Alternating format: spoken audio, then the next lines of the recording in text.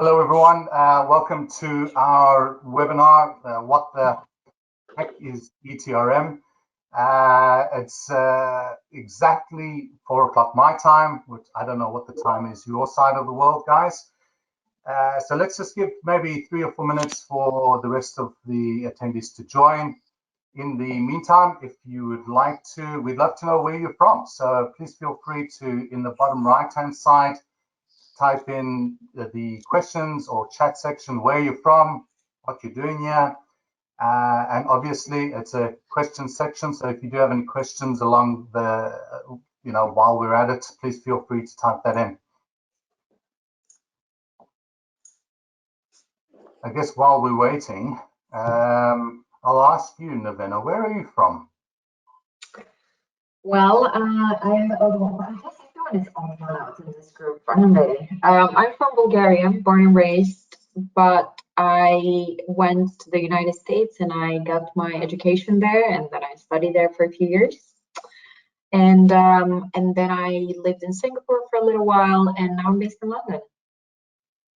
Okay, so you've definitely been all over the place. Yep. Not to South Africa though. Not yet. Well, I guess that leads me to tell you, Not yet. Everyone, I'm from South Africa. As you can tell from this wonderful accent of mine, I moved to Europe about 15 years ago, the wonderful Czech Republic, with all of the great beer here in Prague. I know you're all jealous, but that's just life. So I've been here for 15 years, and yeah, it's great. It's wonderful. Cold though today. What about you, Joe? Yeah, I think we've all been all around a little bit. I'm Portuguese. I'm from Lisbon, but I did grow up in Geneva, Switzerland for about 10 years before moving to the UK, doing my studies there, sticking around. But I'm actually in Istanbul right now. So hi from Turkey. And lastly, but not least, Moon.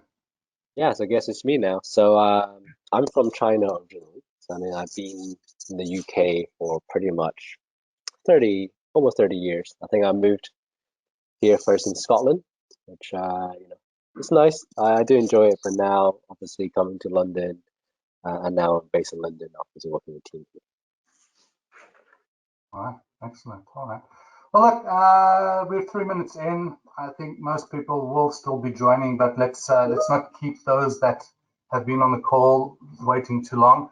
I'm going to start off today with a small poll, with actually 2 polls, just to kind of get an idea of who the audience is. So let us start with the first one. What's the poll? Why did you join today's call? If you could just take a few seconds to answer that, and we'll have a look, and then we'll go to the next poll. Let's go. So far 100% to find out what all the fuss is about so far. Obviously the marketing was pretty good. like it this real time. Okay, let's give it 10 more seconds to find out. Are we saving any lives today, Mark? Tell me. It looks like it. It looks like we're actually saving some lives. I'm quite impressed. Ooh, okay.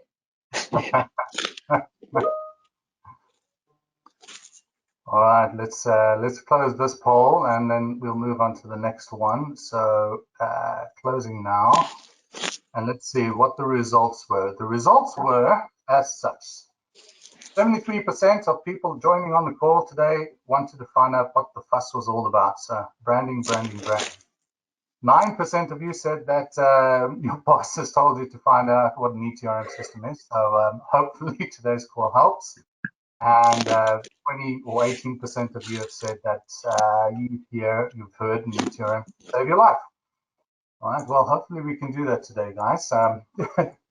Joe, Moon, Navena, that's your job to try and save someone's life today. Of course, we'll do that. Let's go into the next poll, and then we will actually get started. So how much do you actually know about ETRM or CTRM? Once again, let's say 1 minute, 60 seconds to answer it, starting now. Go ahead. Let's see. So far, 50% of people know nothing about it. Quite a lot of people use it quite regularly. And we've got a couple of experts on the call that know quite a lot about ETRM systems. So, John, Novena, Moog, you guys are going to make sense today, right? All right, 20 more seconds and we will close this next poll. We'll have a timer here. Or maybe some elevator music while we're waiting. All right, I'm going to close the poll and let's have a look at the numbers. Okay, so 30% of people who are attending today have not heard a thing about ETRM systems. Okay? Another 30%, or 29%, let's be specific, 29% have said they've heard of it, spoken in hushed tones. It's probably behind a water cooler somewhere. 36% use it as part of their daily grind, and the last 7% know so much that they could have actually invented ETRM systems. So, good. All right. Well, then hopefully this is quite a mix, actually. Interestingly, I think the only one is the 7%. So we're going to have to try and keep it high level / not so high level. We'll try and keep it casual if that's all right, guys. Okay. Okay. So I guess let's get started. We're now how many minutes in? We're 7 minutes in. So I think we should have everyone who has registered attending. Let us start with the questions. I'll start off with you, Charles. I guess the question is, what exactly is an ETRM? Could you tell us in your own words? Right. I think obviously based on these poll results, some of you will already know the basics of this question. But for the benefit of everyone, we'll, like Mark said, start from a high level. Obviously, CTRM are commodities trading and risk management systems. And these are systems typically bought by, physical commodity trading companies, maybe suppliers as well. So these are typically, could be metals miners, or it could be oil explorers throughout the world. And these are people that want to track their end-to-end flow of all the trades that they're agreeing with their counterparties, right? So what a CTRM really does is it's basically a risk depository for every single type of risk that you may incur when you make these types of deals, when you agree these types of trades. So obviously physical commodities are slightly different from other instruments in the market, and they have different types of risk. So from the moment the trade is agreed, you're going to have all these different types of risk associated with that specific trade. And this could be anything from for example, price risk. You may agree a trade that doesn't have a fixed price, so you have no idea how much you might have to pay in the end. Well, you'll have some idea, but you get the point. Obviously, on the physical side, you'll have what we call physical risk, and these are delivery-based risks. So this is depending on whether you're shipping a commodity halfway across the world because you know you can make more money in a different continent. But what happens if something happens to your delivery halfway through, if something breaks? This is all risk. And CTRM is capturing all this stuff, as well as things like credit risk. If your clients are defaulting and not able to pay you what you agreed on in the beginning, as well as operational risk, right? Any type of security, like these types of systems will help you with that, and they'll make sure that validations are in place to mitigate any human errors. And basically, we're tracking all of these different risks in the system to make sure that we have all this visibility and that we can do something about it before it's too late. So that's the entire purpose, is to mitigate all of these different risks, right? And the mitigation comes in many forms as well, just like the risk. Your mitigation could be hedging your price risk to make sure you're not exposed to the volatile markets in a certain period. It could be those operational processes that we spoke about. It could be simple things, even like paying your insurance to make sure that you're covered if something happens in your warehouse, right? And commodities trading in general can be quite an unpredictable process, right? Some of these trades can take months and months and months for long-term deals if you have monthly deliveries. And because it's so unpredictable, depending on what commodity you're trading, things can change. So you can have, for example, a different density in your oil by the end of the process to when you started. At different points, you measure your commodity differently, and these things can affect your price, and they can affect how you're transporting these goods. And you need to keep track of that, basically. So for the users in our system, it becomes very simple, basically, and streamlined. So someone will update a certain specification or a certain price of a commodity, and for everyone else in the company that has acquired and implemented such a system, they'll be able to immediately see dynamically and automatically all the changes that are associated with, for example, changing a simple shipment date. So everything can be updated based on that. But yeah, I think from a high-end perspective, that's basically it. It's this capability of centralizing your entire risk and having immediate visibility, where users like front office will know exactly what their pricing risks are. Back office users will be able to update their dates, which in turn will update all the reports for management and make it extremely simple to know what we can do about these risks that we're facing for each specific trade or on a company level, to make sure that we're not too exposed and that we can stay afloat if something goes wrong, basically. Excellent, Joe. There is one thing I heard you switch back and forth there between ETRM and CTRM. So just for these guys, that the 30% that have not heard a thing about it, could you just briefly give us an explanation of the difference between ETRM and CTRM? Sure. Well, in my mind, I think basically everything is CTRM, but which is commodities, right? But ETRM just refers to energy, basically. So anything that's related to the trading or production of energy. So it's like a smaller subset of CTRM in general, in my mind. Excellent. Okay. All right. Well, I think let's move to you, Novena. You've mentioned you've lived all over the place, and I guess you've also worked all over the place with companies big and small. Maybe you could help some of our attendees to understand how ETRM systems, CTRM systems are used in an organization. Yeah, of course. So I'd say it's really, I think Joao very well explained why you need one, and very well probably explained why anyone can benefit from one. So if you think of all types of companies on a spectrum, on the one end of the spectrum, you have the big, massive companies and corporations. And on the other end of the spectrum, you have the small startup kind of companies. So, and everything in the middle, right? And interestingly, so I've seen all of these companies benefit from ETRM systems. Different problems and different reasons to need them, but all of them do. So if we look in the one end of the spectrum where we're talking about the large corporations, you're talking about, and I'm not going to name names, but I've worked with companies that are known companies, known names, household names almost, not just people in the industry. And they have offices in multiple countries around the world. They have big teams. They have hundreds of trades that they manage. And they manage their risks and positions in spreadsheets or amalgamation of spreadsheets and some small homegrown systems that cover a small portion of their business. And so it becomes very difficult for them to actually know all their positions, all the risks that they're exposed to, and all the information that they need to effectively manage, control their risk is hard to get to.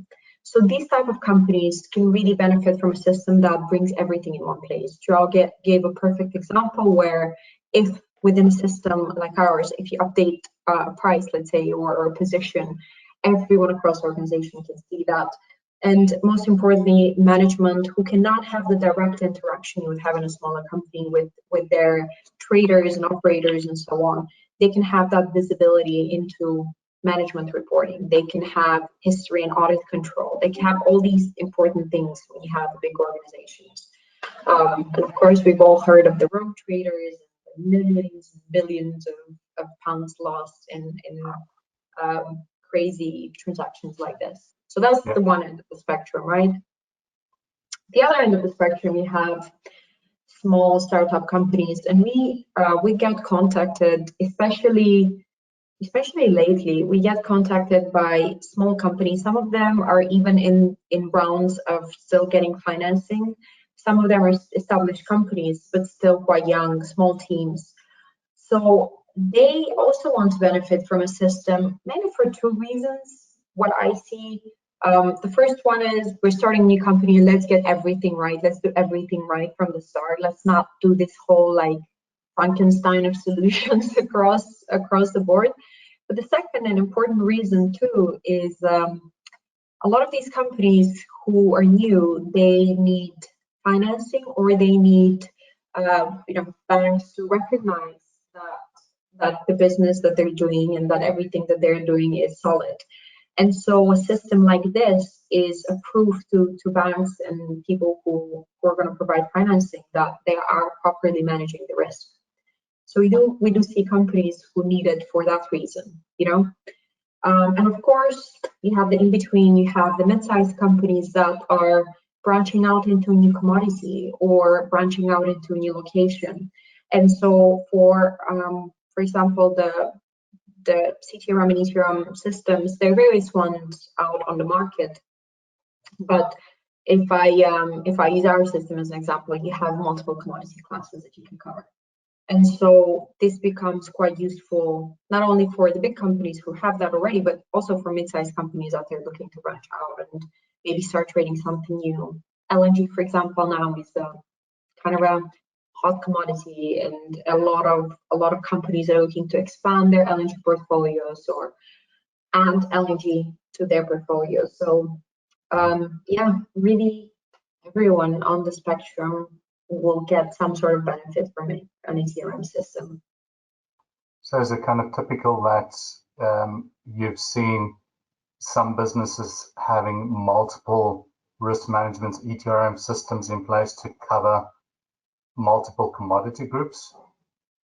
I have indeed, yes. There are clients that would manage, maybe liquid or bulk commodities and energy commodities, and they would have two separate systems. I've also seen consolidations, companies that have two systems trying to merge into the same, or companies that have one system that only manages a certain set of deals, sort of branch out and get something else to cover all of their commodities. That must be a headache. It is. I mean, it can be. It really can be, because well, when you're picking an ETRM system, and that's going into a different question, but you want to make sure that your headache in maintaining that system is minimal, because you don't want to buy yourself work, right? You want to buy a solution for your business rather than buying a something that you need to spend time and resources to support. Sure.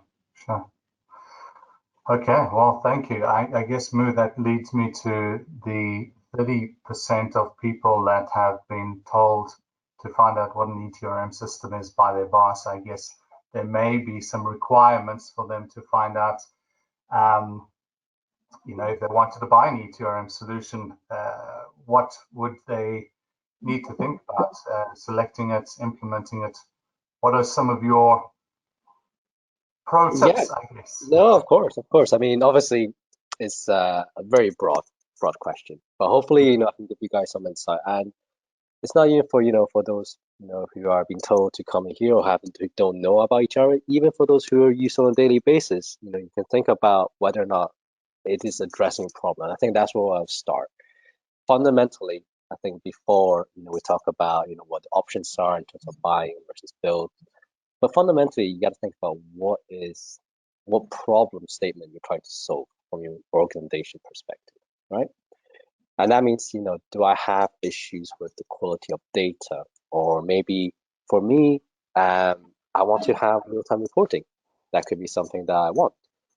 And I'm quite honest, this is something that I have seen happen. Sometimes we have clients I've been working with who said, I want an ETRM system because someone else asked one. So there's a variety of reasons, but I think fundamentally from a business perspective is to have a clear idea of what problem statement you're trying to solve, and based off that, you can then decide whether or not an ETRM or CTRM system can solve that problem statement for you. And I think that is a critical part before we actually go into some of the deeper other topics we talk about. Because I think fundamentally, once you have a clear understanding of what is it that you're trying to solve, then in terms of the requirements and assessments, and think about how you're going to select this, all of those stuff are linked to those sets of requirement, understanding of what it's trying to do. Okay, so let's say in this case, we have gone through this analytical stage. We said there's probably a need for a CTRM or ETRM system, which will help me with my business. I want to transform it and improve my business operations. Then what are your options essentially, right? And typically, people don't like me saying this, obviously coming from a vendor, but you have other options buying a vendor. Obviously, for us, we are a CTRM vendor, and obviously we hope you guys will be interested in buying our software. But really, take a step back and think about: do I need a system that's on the market? And obviously, that comes with its own set of benefits and restrictions. So the benefit being it is developed specifically by people with the knowledge and domain expertise for the industry that we're in, for the market we're in. We know that is actually will cater for a wide variety of commodities that we trade, like any trade, right? We do across most commodities, and also there's fully supported by a non-development team, so on and so forth. But what are the cons of that? Well, typically, there are always people talk about customization and implementation. There's always risk associated with these.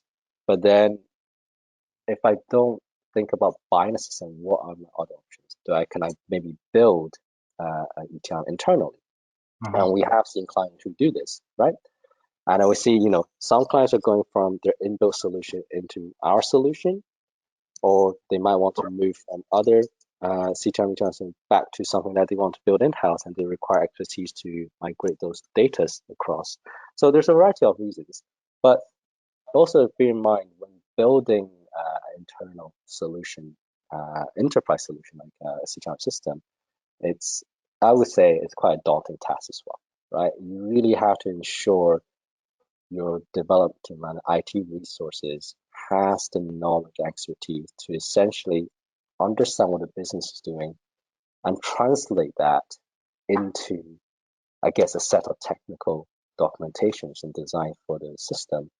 And also very key to this is understand how that will affect your business in the long. Because a lot of time that I have seen, people will go with internally designed solutions, and usually those, if it's a small solution, small scale project, those tend to be fairly low risk.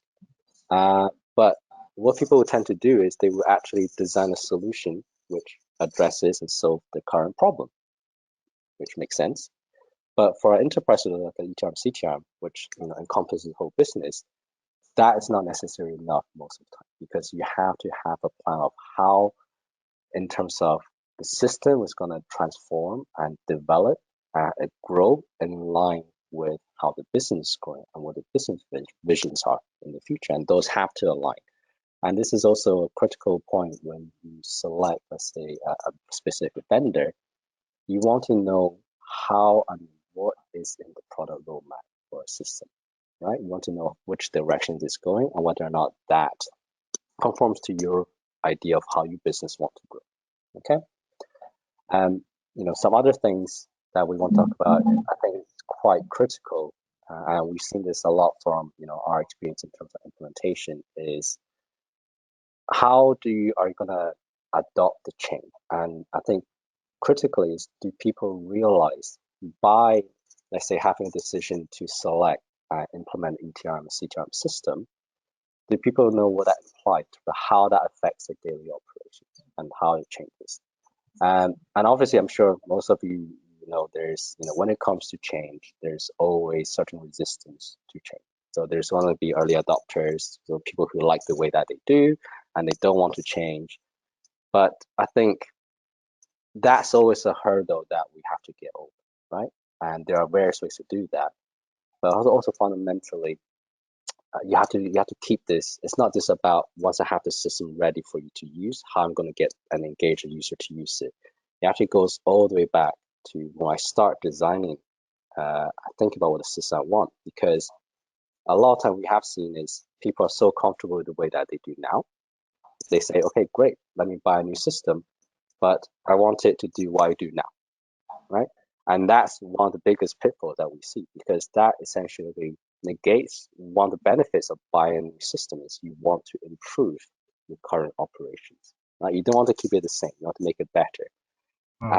And really those elements have to come from the very start, because you always want to design a system that is not now, but maybe something that's 5-10 years down the line, that you can still use the system and it can still meet your business requirements. So it is very important to think about change and how culturally that affects people, whether or not to adopt the change and also to understand what the benefits and what change can bring when you have a big, I guess, enterprise solution like a CTRM system, right? But taking us back, so once you have them, there's so many things to talk about. Just for us, how are you actually going to do the selection process, right? It's one thing to know I want to do this, I want to implement this, but then how I'm actually going to select it. Because now, if you say on the market, you have so many vendors, how am I going to do this? How am I going to process all the information? How am I going to analyze all the different feedbacks and requirements? Does that mean you want to work with a system selector, like a SI, maybe as integrator who has done this before many times and they know how to engage with vendors, so on and so forth? Or do you want to do it independently by yourself? And we have seen both ways, right? And there's different benefits, and again, there's different disadvantages associated with both. I mean, typically a selection process, given how important, how paramount it is to the business, those can take a little bit more time. But whereas if you want to do it independently, you can save a lot of those time. But at the same time, what you're sacrificing, maybe I'm sacrificing some of the domain expertise and the experience of doing it before, so you might run into issues that way. So that's, again, one area to consider. And then obviously we have things like, I guess, more product or vendor specific. You have different hosting, the functionality, whether the system fits your requirements, what the system can do in terms of functionalities.